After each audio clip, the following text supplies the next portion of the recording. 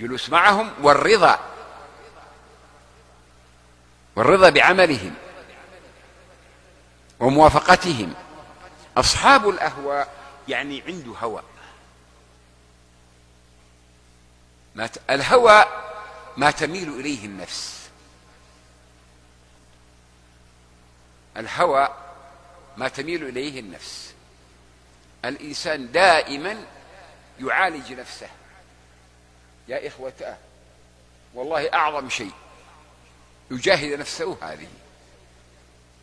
كيف يجاهدها؟ يخليها تتبع الرسول صلوات الله وسلامه عليه. أعظم مجاهدة، أعظم من السلاح، وأعظم من كذا، وأعظم من الأموال، وأن تنفقوا، أن الواحد يجاهد نفسه. ليس الشديد بالسرعة، الشديد من يملك نفسه.